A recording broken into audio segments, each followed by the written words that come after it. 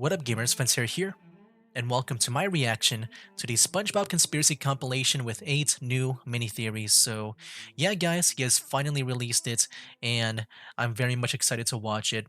But as he mentioned back in his teaser video for this compilation video, yeah, this compilation video will at least be 4 hours and 30 minutes long, and I don't plan to watch the entire video here in a single sitting because that's just way too much for me to record.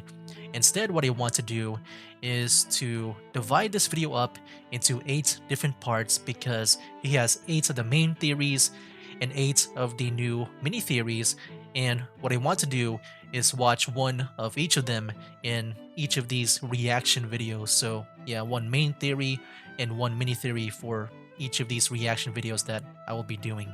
But yeah guys, before we get started, I just want to recommend you guys to watch this video on his channel and give him the views and watch time, because yeah, this video I assume takes up a lot of his time, a lot of work has been put into it, and yeah, I just want to shout him out. Go check out his channel and this video as well. But yeah guys, here we go, let's watch. Can you make more SpongeBob theories? Where's the new SpongeBob? I mean, I guess you can say he did with this video. He's got 8 new mini theories. Is this the same one as the teaser? Alright, I get it. Listen, I'm done making SpongeBob theories. I already gave you guys 8 big ones. And yeah, I think this is the same one as the teaser.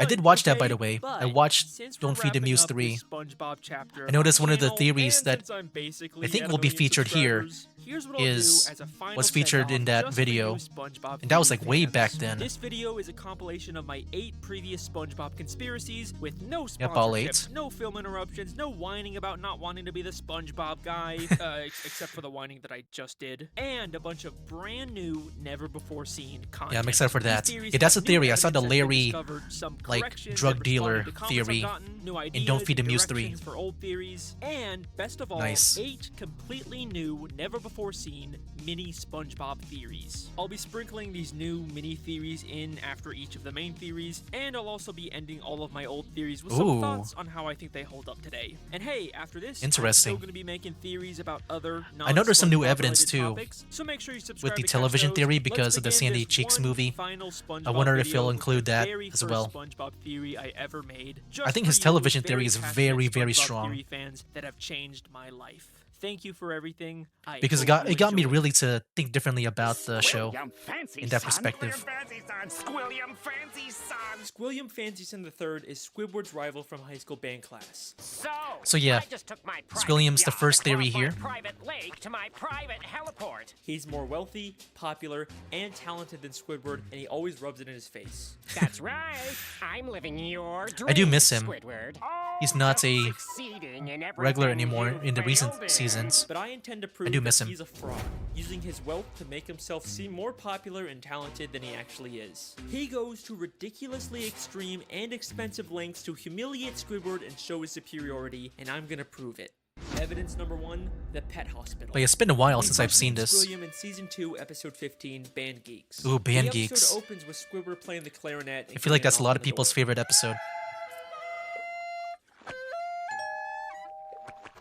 Yeah, we're with the pet hospital down the street, and I understand you have a dying animal on the premises. Immediately after, love that joke, Squidward man. gets a call from Squilliam. Hello, you've reached the house of unrecognized talent. Please start after the...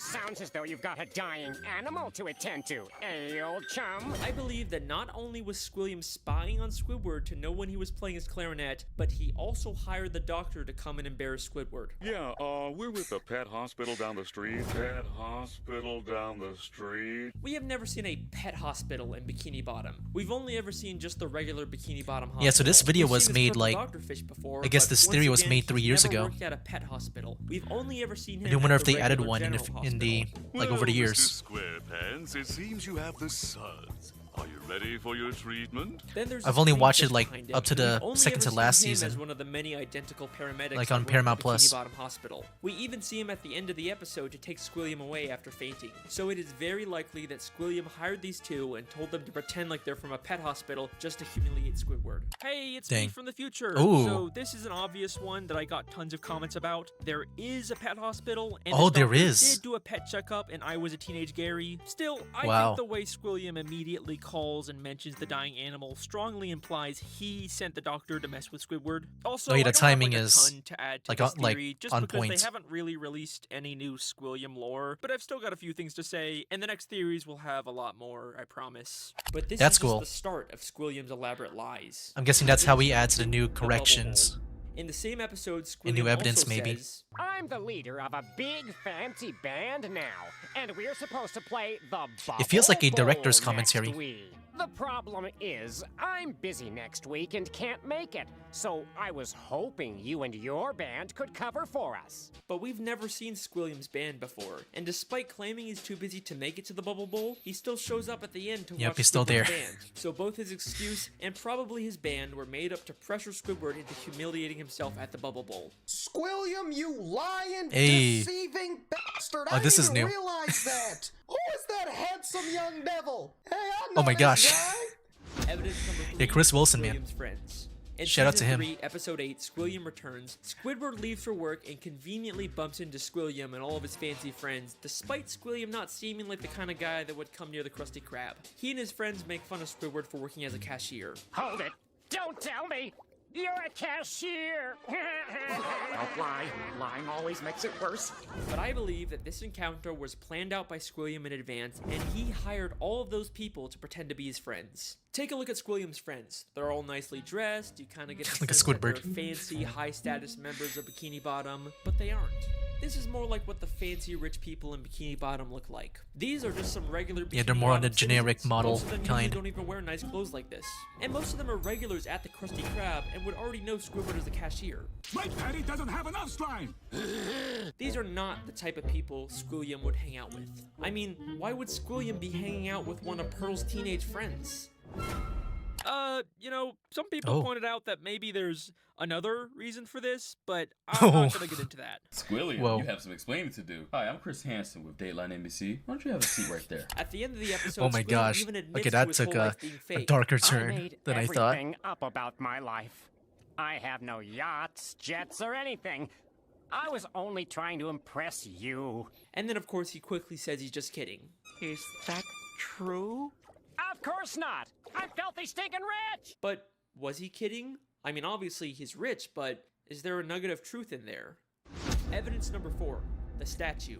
In season He is 7, very rich. episode 6, Squidward has to pick up trash for community service, and Squilliam once again conveniently bumps into him and reveals he's cleaned up so much trash that the city actually built a statue of him. Maybe if you clean up Bikini Bottom, they'll build a statue of you. Oh, wait! They've already built one. Of me! I cleaned up all of Bikini Bottom in only 1 week. Hello, it's me, I'm interrupting. So, a lot of people thought this statue was actually supposed to be of Squidward because there's no unibrow, but we can Oh. actually faintly see it right there. Oh, wait! They've already built one. I mean, I just kind of took it for his I believe for his that once word. again, this encounter was staged by Squilliam, and he actually paid to get that statue built. I never realized just As how Squilliam faint tells the Squidward about unibrow the was. statue, a female fish admires it and says, Bless you, Squilliam Fancy Sim. Bless you. but if you remember, this is one of those friends Squilliam likely paid, making her whole comment feel very fake. By the end of the episode, Squilliam's statue gets destroyed. A police officer approaches and they have this exchange. This is your statue? It was. Yeah, this part I've Squilliam always thought admits was that it's his sus. statue, not the city's. And why else would the officer give him specifically a ticket if it was city property? Evidence number 5. Yeah, like, why did he- The concert. In why did he season give him 6, the episode ticket 17, if that's supposed to be Squidward public? watches Squilliam play the clarinet at a big fancy concert. He receives a standing ovation, causing Squidward to leave angrily. But I believe this entire concert is a scam. Not only has the audience been paid to cheer, but Squilliam never even touches his instrument. Once again, many of the audience members were part of Squilliam's quote-unquote friends, but we also never actually see Squilliam play the clarinet. The episode opens right after he's finished his performance with the audience cheering, and one member of the audience says, He's such a great musician. He doesn't even Very have much to paid touch man. an instrument to be brilliant. Maybe the real reason Squidward leaves so angrily is because the audience cheered for Squilliam even though he never even touched his clarinet. Maybe Squilliam is just as bad as Squidward at the clarinet and he's trying to hide it. Hey, before Oh? we get into the next evidence, here's a quick new thought I had. In this video, I'm claiming Squilliam is a fraud in terms of his popularity and his talent. But he clearly is actually very rich. But Yeah. how? Well, I think the answer I'm sure is it's in from- his name, Squilliam Fancyson III. He Yeah, was I'm pretty much- obviously just born into a rich family and was Yeah, that's given what I everything thought. his whole You know, life. he's Just rich, another interesting layer to but the not character. accomplished like Squilliam has his gone to some pretty extreme lengths just to humiliate like his Squidward, ancestors. but nothing, and I mean nothing, compares to what he does next. Evidence number 6. The Music College. In the same episode, Wait, this after one is a Squidward wild leaves one. the concert, he's approached by the headmistress of the Bikini Bottom prestigious music college. Aren't you the esteemed Squilliam Fancyson III, who we all came here to see perform tonight? She mistakes him for Squilliam and offers him a position as a professor. Squidward pretends to be Squilliam and teaches a class, only for the police to burst in and arrest him, all while he's being filmed on live TV. And I believe that this is Squilliam's most elaborate and most expensive scheme to destroy Squidward both publicly and legally. This Yeah, is you know what? Now that you think about it, you know, with Squilliam, he was just shown over there, was he?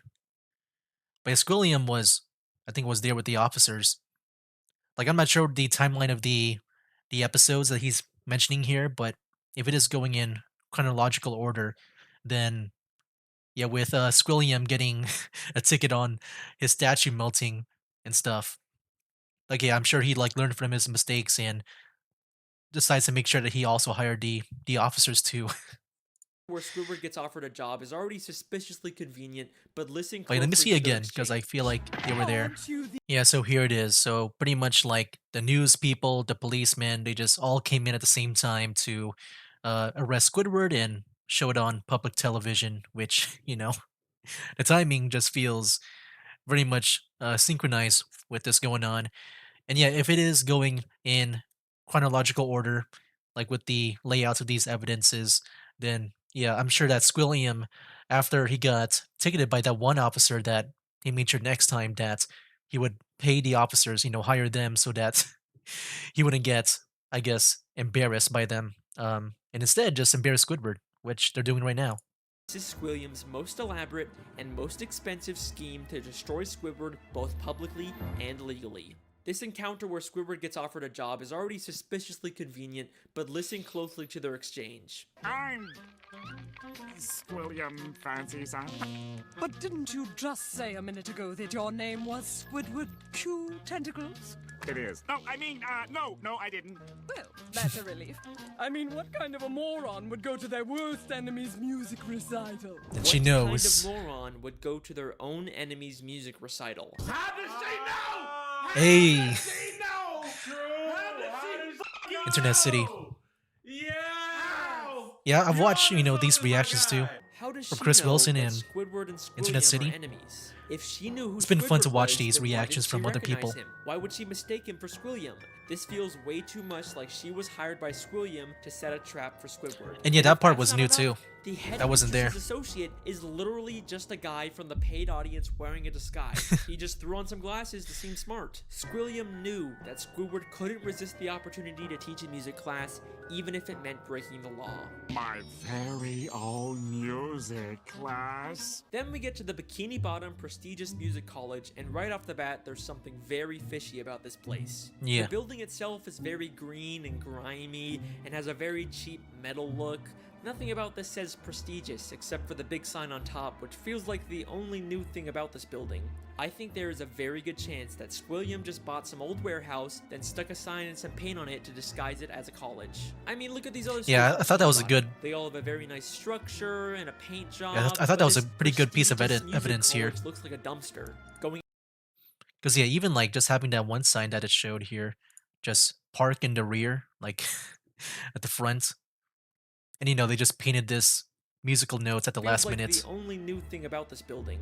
I think there is a very good chance that And some Squilliam just trash bought cans some on the old side. warehouse, then stuck a sign and some paint on it to disguise it as a college. I mean, look at these other Like, not schools even in a Bikini road, Bottom. too. They all have a very nice structure and a paint job, but this prestigious music college looks like a dumpster. Going into the classroom, not only does it have another one of Squilliam's friends, but if this is such a prestigious college, how did SpongeBob and Patrick get in here? Yeah. Would you two numbskulls mind telling me what you're doing in music class anyway? Sure. Patrick's New Year's resolution was to learn to play an instrument. They say it was their New Year's resolution to take a music class, but you'd think it'd be harder for them to get into an esteemed music school if they just decided to go to it on a whim. Seems like they're just letting in anyone to sell this ruse. Then, Yeah, I'm sure with SpongeBob and Patrick, like, I feel like they do believe that they're trying to learn music. Like, I don't think they realize they're, part of this whole plan of Squilliam's. both the police, Squilliam and the headmistress, and a live news broadcast show up at the same time to arrest Squidward for impersonating Squilliam. Yep, all at the If same time. extremely coincidental fact that all of these people suddenly showed up at the same time isn't enough for you to believe that Squilliam set it all up. I've got something that's going to blow your mind. Squilliam literally has the police working for him. Squidward Q Tentacles, I'm placing you under arrest for impersonating a genius. If that doesn't sound like he's been paid off, I don't know what does. The lengths that But yeah, I can see that too. The thing is I guess with some of the stuff here, like when it comes to like this character, there are some characters that is seen throughout these SpongeBob episodes where they kind of look the same, but they're a bit different. Like even with the one he mentioned before, with the buddy of this girl here. I can find like a good shot of it. Yeah, this guy. Like I know he said, it's just a guy in disguise, but I feel like it's a different person in my opinion. I don't know, to me it does. It's just that, I think they're just trying to show like they're just trying to like reuse some art assets. Just pretty much make it look generic because they're not that important. So yeah, this would be more of like the generic police officer kind.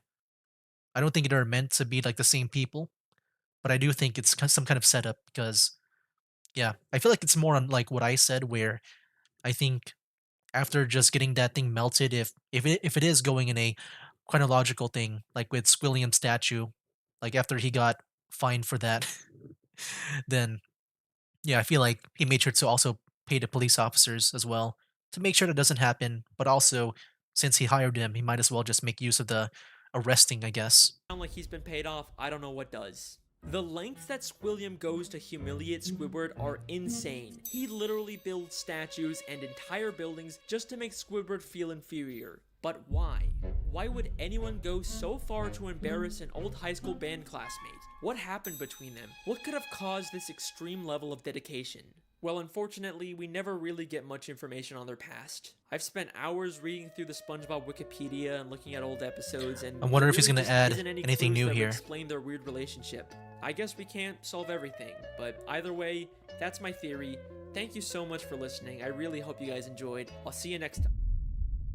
There's more. Wait a second. Wait a second. Season 6, Episode 5, Slide Whistle Stooges. Just a normal episode where SpongeBob and Patrick annoy Squidward. Nothing really out of the ordinary. Except I have one question about this episode. Why does Squidward have Squilliam's robe?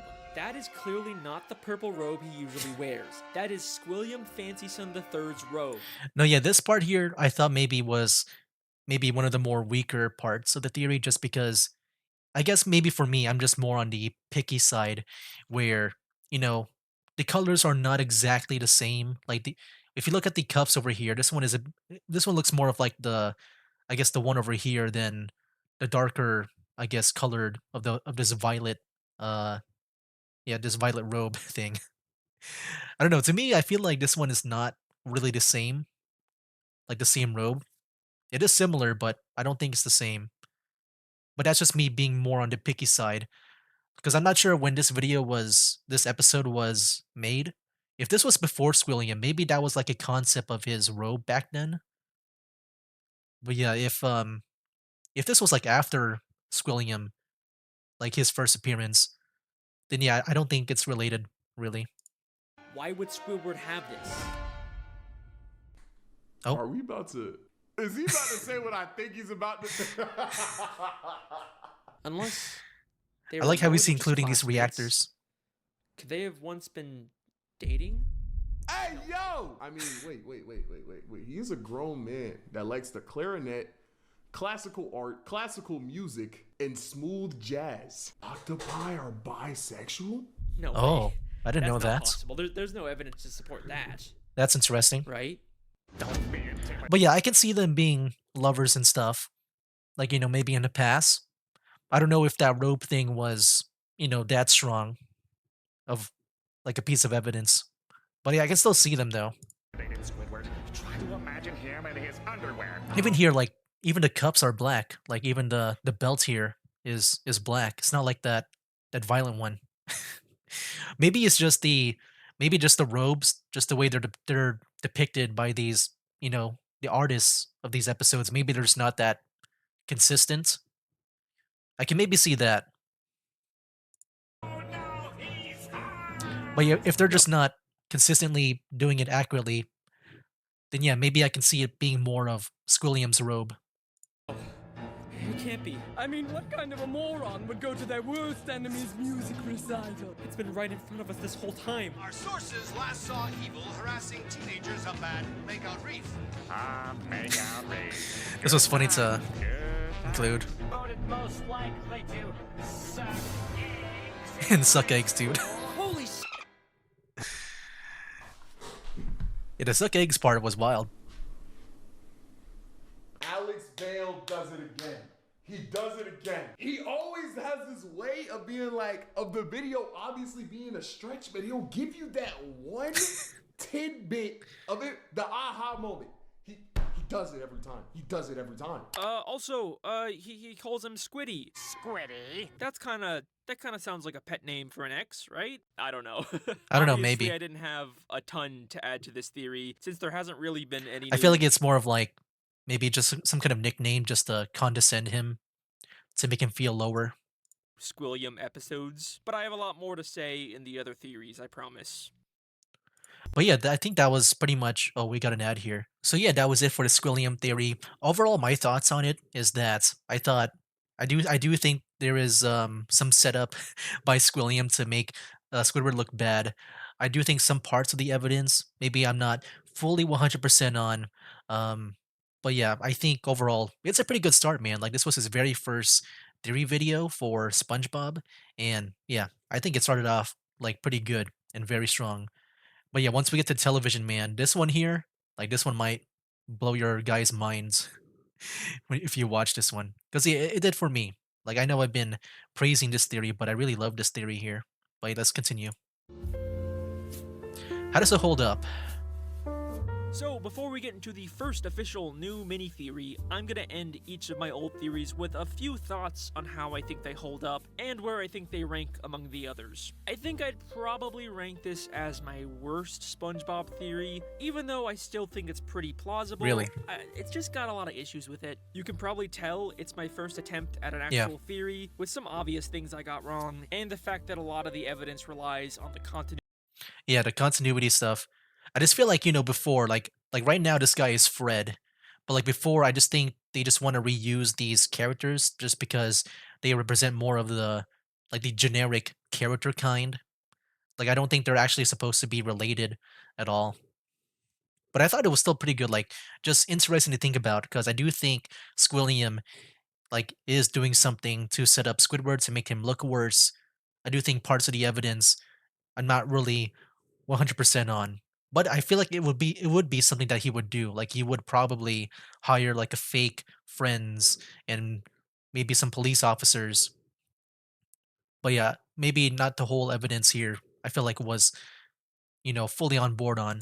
Continuity of very common background characters, which Yeah. are obviously used very interchangeably in this show with no rhyme or reason. I still think there's some really good evidence here, like the design of the college. I do think or that the was way really this good. lady- Like just comparing it to the other buildings.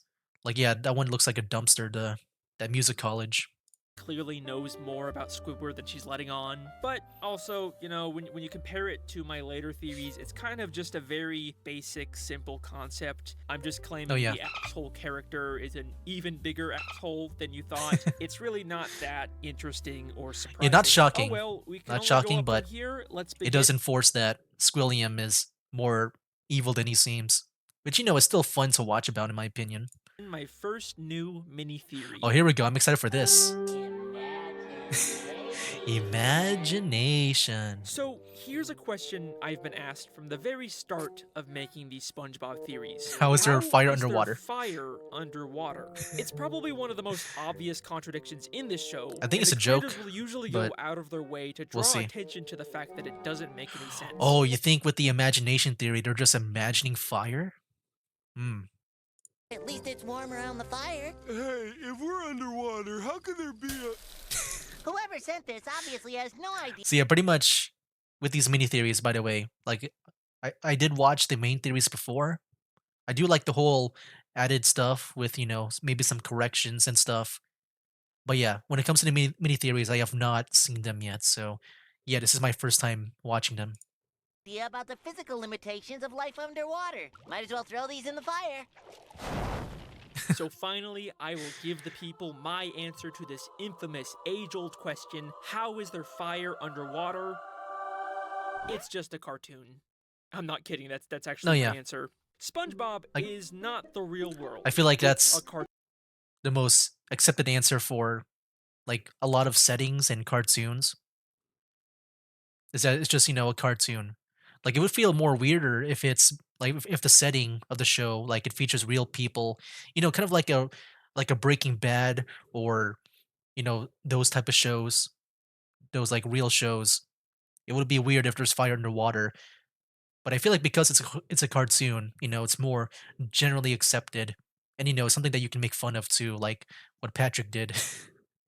Cartoon. It has its own cartoon logic where absurd things like fire being underwater can happen. But that doesn't mean there's nothing here to theorize about. Just because it's cartoon logic doesn't mean it's not still logic.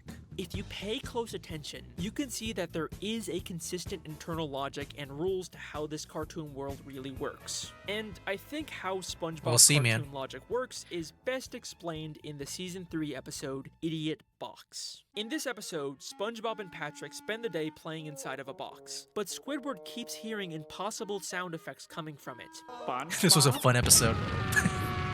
And how are they creating these sound effects? How are you two making those noises? Imagination. With their imagination. And this is key to understanding how the SpongeBob world really works. Yeah, you know what?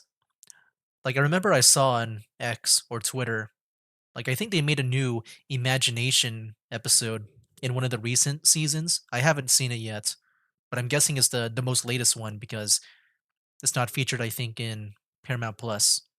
So yeah, I'm not sure what happened in that episode. Maybe he'll try to integrate that into this theory here. This episode tells us that anything that is imagined in SpongeBob can physically come to life. We can see this imagination in every single episode. Hold on, there was like some text that I missed up here. With their it said like the modern SpongeBob. SpongeBob. Key to understanding how I guess that's how he's going to implement it here. This episode. Yeah, here we go. Shoot, what the heck? I can't even read it. There's a modern sequel on this episode titled Squiddiot Box. That could be implying that the imagination comes from a box itself, not the characters. But other than it being a really bad episode that ruins the fun of the original, ooh, I didn't know that. It doesn't definitively state anything about how imagination works. Plus, even if it does undo the original, the overwhelming amount of evidence in the show is enough to support this imagination theory concept. Okay. I see. So I'm guessing, you know, when he made this theory, it was before that episode, and then he just added that. Tells us that anything that is imagined in SpongeBob, and that, you know, it doesn't really affect that much with this theory. We can see this imagination rule in every single episode of the show. The most obvious example of this is when a character is thinking and a thought bubble appears above their head. But in SpongeBob, these thought bubbles are real physical things. Other characters can see and physically interact with them. Wait, hold on! My pen is out of ink. I remember this. Plankton, you'll never get me formula, not even in a flashback. Because things imagined in SpongeBob come to life. And this goes far beyond just thought bubbles. It explains how characters are constantly getting new props and costumes out of nowhere. Where did SpongeBob suddenly get this hat and sign? Where did he get this glove or all of these costumes that instantly appear and disappear? It's because SpongeBob is imagining all of these props. This can be used to explain almost every single absurd gag in this show. Wait, Patrick, you're supposed to let me win, remember? Oh, yeah. Patrick is imagining himself getting beat up here. Said it's gonna be a good one, just wait and see. SpongeBob is imagining the sun talking to him and burning his bedroom. And SpongeBob and Patrick are imagining that fire is able to exist underwater. And if you still don't believe me, look what happens when Patrick questions the logic behind the fire. Hey, if we're underwater, how could there be a... The moment they start doubting the logic of the fire, it disappears because they're no longer able to imagine it. This Okay, so I guess you can make these things appear, you know, not only by imagination, but it's like being fueled by it too. So once you like start bringing some real life logic, that's how it, I guess, becomes unfueled. rule also seems to be limited by how imaginative each character is. Squidward, who never even got the idiot box to work, rarely ever manifests any imaginations, while Yeah. SpongeBob, arguably the most imaginative character in the show, has created living characters like Doodle Bob and Bubble Buddy using his imagination, both of which have ended up continually reappearing. Unsolved Theory Lead number 1. Dang, I'm not sure how to hide like the title here. He's never going to cover these ideas in the future. Who keeps drawing Doodle Bob all over the Bikini Bottom? Well, yeah, I wish I could read the top part. It's kind of hard to see unless I played a video. Bubble Buddy even went on to create an entire bubble town full of bubble citizens, all stemming from SpongeBob's imagination. This theory also explains why Mrs. Puff gets trapped in so many delusions. They are literally manifesting around her because of her imagination. Okay, but what's the point of explaining all of this? Even if you didn't know the exact mechanics of it, you probably already understood that random stuff can just appear and disappear in a cartoon. I'm not really telling you anything groundbreaking. But once you fully understand this idea, it adds a whole new context to so many things in this show. One of the most interesting being how dreams seem to affect the world, specifically SpongeBob's dreams. In Season 1 Sleepy Time, SpongeBob dreams about finally getting his license, but then he crashes and Mrs. Puff takes his license away. And this is exactly what happens later in the Season 2 episode, No Free Rides. Mrs. Puff gives him a license, instantly regrets it, and after SpongeBob crashes his car, Mrs. Puff takes his license away. So, did SpongeBob's dream predict this event? Or did his imagination literally cause it They're to even the happen? same. Okay, you're not convinced yet? Don't worry. Is there more? This is far from the only instance of this happening. In Season 2 Procrastination, SpongeBob dreams about his pineapple burning down, which happens later in Season 9 Gary's New Toy. In Season 5 Roller Cowards, he dreams about crashing on a Glove World roller coaster, and then it happens in Season 10 Don't Wake Patrick. Even dreams we don't see come true. In Squids on a Bus, Squidward becomes a bus driver for the day, and SpongeBob says this. I've always dreamed one day I'd board a bus and see you driving it. Now, I already know what you're gonna say. SpongeBob's a very long-running show. A lot Yeah. of these basic plots were bound to happen eventually, right? Yeah. I mean, I think it's just, you know, there's so much that you can just think of when it comes to stories. I mean, just how many times are you going to make a story about Gary being lost? There was an episode about it. There's a movie about it, like a 3D movie about it. And I'm sure there's been more where like Gary's just on his own being lost. But yeah, I'm not sure about this theory. I do think it's interesting to think about the mechanics of imagination though. And also I do think just, you know, with him like I guess dreaming about it first and then happening later on. I don't know. I guess I'm a bit 50-50 on. You know, it's like how The Simpsons can predict the future. But In Season 4's Fear of Krabby Patties, SpongeBob dreams about everyone in the Krusty Krab turning into giant killer Krabby Patties.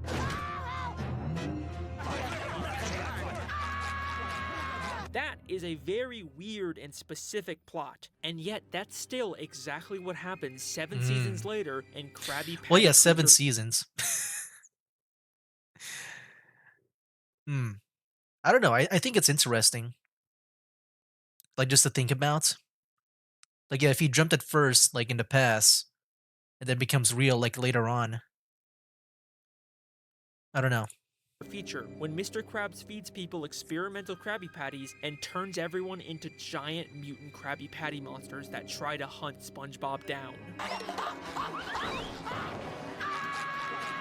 It seems like all of SpongeBob's dreams eventually manifest into real life because of the unlimited power of his imagination. Okay, that's all pretty interesting, right? But you want to know something really crazy? While What? researching this theory, I discovered something insane. Honestly, it may be one of the craziest discoveries I've ever found in this show. Are you ready? In the Season 6 special, Truth or Square, all of the characters get trapped inside of the massive ventilation system beneath the Krusty Krab. There's an entire network of tunnels and air ducts underground. Yeah, I remember this episode. I remember just seeing the commercials about, like, I guess just seeing, like, I guess the new secrets that they're trying to tease, some new stuff, like with SpongeBob and Sandy getting married. It's like, wait, what? No, what was going on? I remember that back in the day, just the commercials. I think even At a certain the point, secret formula Mr. too, Krabs gets separated from on like the what it group. is. Crossroads. I'll go this But way. it just ended up just being You lead him down like a that gag, way. like a funny bit. SpongeBob then takes a break to tell the story of when Mr. Krabs told him the Krabby Patty secret formula. This reminds me of the time Mr. Krabs confided in me the Krabby Patty recipe. Mr. Krabs called me into his office. And then something really strange happens. After the story, we cut back to the group, and Mr. Krabs is somehow back with them after Wait, what? previously being separated. So is that the Mr. Krabs from the memory? I'm serious. There's no scene of them being reunited. He's just gone and then back somehow, and it's never explained in this episode. What the heck? What was even the point of wasting time and money animating them split up if they were just gonna immediately bring Mr. Krabs back without any explanation? I never noticed that. You lead him down that way. You Okay. could literally remove the scene of Mr. Krabs separating from them, and the episode would make total sense. But wait a second. Look at how SpongeBob's story ends. You can never tell another living soul. Wait, hold on! Plankton! You'll never get me formula. Yeah, I think it's the one from the memory. Like he's seen interacting with the outside stuff, just like with Plankton here. So I'm guessing he just like jumped out of the thought bubble. Imaginary Mr. Krabs from inside of the thought bubble Oh, grabs that's Plankton crazy. and throws him down a vent. And when we cut back, Mr. Krabs is suddenly back sitting with the group. The obvious explanation is that this isn't the real Mr. Krabs. This is still the imaginary Krabs from SpongeBob's story who came to life. And the real Mr. Krabs is still somewhere lost inside of the Ooh, I Krusty haven't thought Krab about the other vents, one. And they never switched back. The Mr. That's Krabs they messed escaped up. with is Wow. not the real Mr. Krabs. And every time we see Mr. Krabs after this season 6 episode, he's actually a fake imaginary doppelganger. And the Dang. real one is still trapped beneath the Krusty Krab somewhere. That's a bit It's the scary to reason think why about. Mr. Krabs in later seasons has become such a one-dimensional character, going from someone who was cheap but still genuinely cared about his employees and family to a one-note cartoon villain. It's because he actually was replaced by a flat imaginary imitation of the original. And I know what you're gonna say, there's no way SpongeBob would imagine him to be that way. Well, think again. Show me what you got. Look at me. I'm Mr. Krabs. Oh, yeah. I love money. Every night I tuck me wallet in and I'm sure he can imagine Mr. Krabs well. Oh, what's that you say? Me daughter Pearl needs If he's an able to, like, operation. imitate him. I'll do it myself and save a nickel. That'll do, SpongeBob. And that is the imagination theory. 7 more mini theories left. Woo! Yeah, very interesting. run? Yeah, so that was it for both the Squilliam theory and the imagination theory. I feel like I feel both the same with them in terms of like, how much I believe them.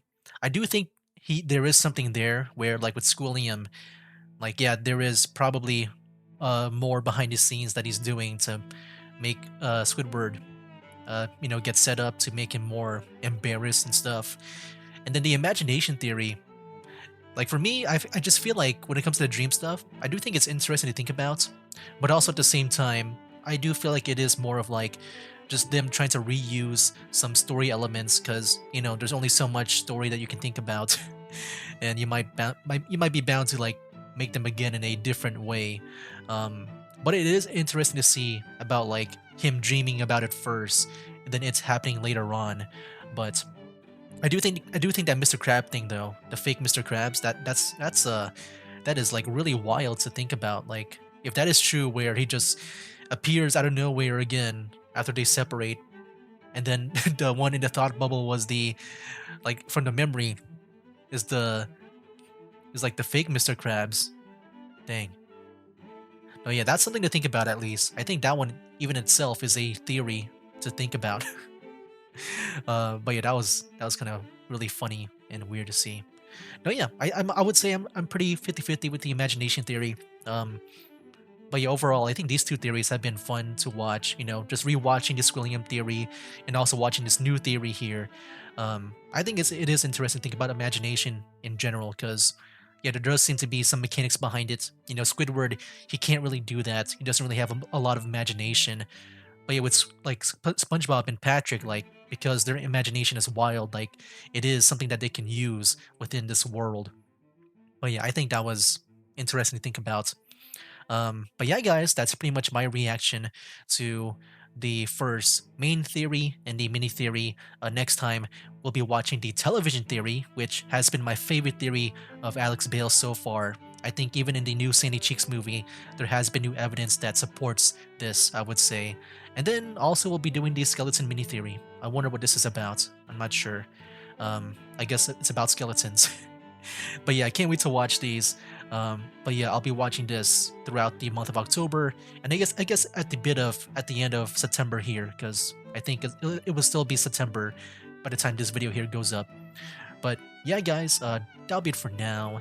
That's game. Wake up, today's gonna be a good day. Wake up, today's gonna be a good day. Wake up, today's gonna be a good day. Wake up, today's gonna be a good